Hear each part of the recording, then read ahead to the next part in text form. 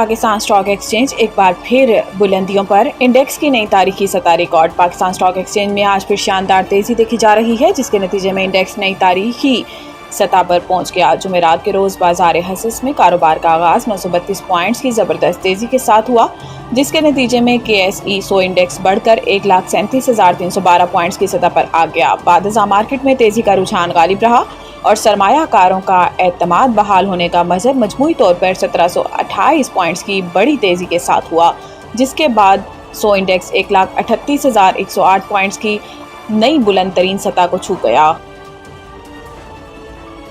कलात दहशतगर्दी जहाँ भाग 3 कवालों की लाशें कराची पहुंचा दी गईं। बलूचिस्तान के जिला कलात में गुज़िश्ता रोज़ मारूफ माजिद साबरी कवाल ग्रुप पर फायरिंग के अलमनाक वाक़ये ने फ़ने कवाली के चाहने वालों समेत पूरे मुल्क को गमज़दा कर दिया। वाक़ये में 3 कवाल जाँ बहक जबकि 10 से ज़ायद अफराद ज़ख्मी। जाँ बहक होने वालों में मारूफ कवाल अहमद साबरी, इनका बेटा रज़ा साबरी और इनका साथी गिटारिस्ट आसिफ शामिल हैं।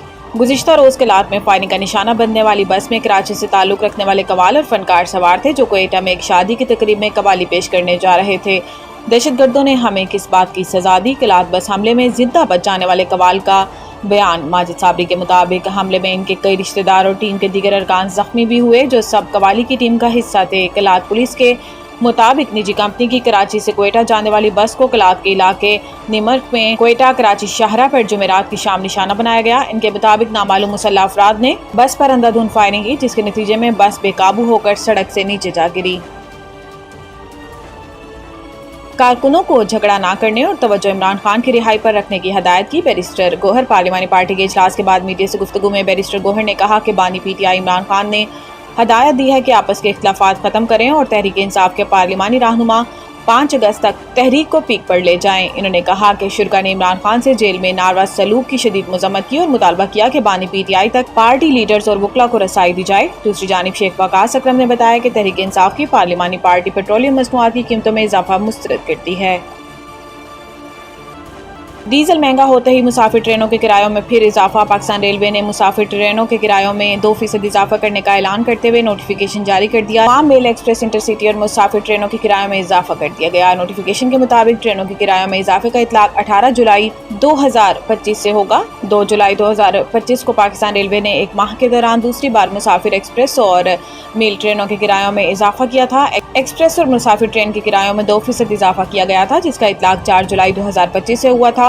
इजाफा एडवांस बुकिंग पर भी आयद किया गया। डायरेक्टर IT और DS को नए किरायों पर अमल दरामद की हदायत जारी की गई थी। डीजल महंगा होने से रेलवे को माहाना 10 करोड़ 90 लाख रुपए का नुकसान हो रहा था। वाज़ेह रहे कि 18 जून 2025 को किरायों में 3% और माल बरदार ट्रेनों के किरायों में 4% इजाफा किया गया है। रावलपिंडी मूसलाधार बारिश के बाद नदी नालों में शदीद तुग़यानी, निशेबी इलाके ज़ेर-ए-आब।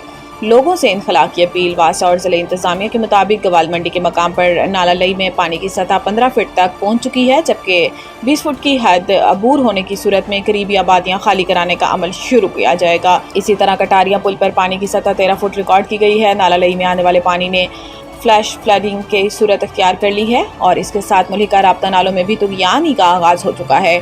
शहर के निशेबी इलाकों में पानी भरने से सैकड़ों अफराद महसूर हो गए हैं, जबकि नकल मकानी फ़िलहाल मुमकिन नहीं रही। मुतासरा इलाकों में महर कॉलोनी, ढोक हसू और पीरुधाई खियाबान, सर सैयद फौजी कॉलोनी और ढोक मटकियाल शामिल हैं। मुजक्रा इलाकों के कई घरों में बारिशी पानी दाखिल हो चुका है, जबकि बाज़ मुकामात पर राब्ता पुल मुकम्मल तौर पर ज़ेर-ए-आब आ गए हैं। शहरियों को इंतज़ामिया की हिदायत पर अमल करने और बुलंद मकामात पर मुंतकिल होने की अपील की जा रही है। वेस्ट इंडीज़ के जॉर्ज मिजाज ऑलराउंडर का इंटरनेशनल क्रिकेट से रिटायरमेंट का ऐलान।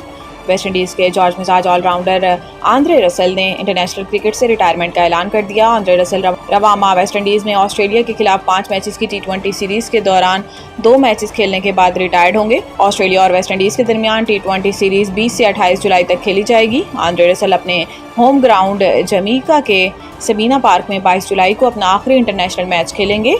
वेस्ट इंडीज़ क्रिकेट बोर्ड ने आंद्रे रसल की रिटायरमेंट के हवाले से पैगाम जारी किया, जिसमें कहा गया है कि 15 साल तक आप वेस्ट इंडीज़ की शान के लिए दिल से और जज्बे से खेले। आपका शुक्रिया।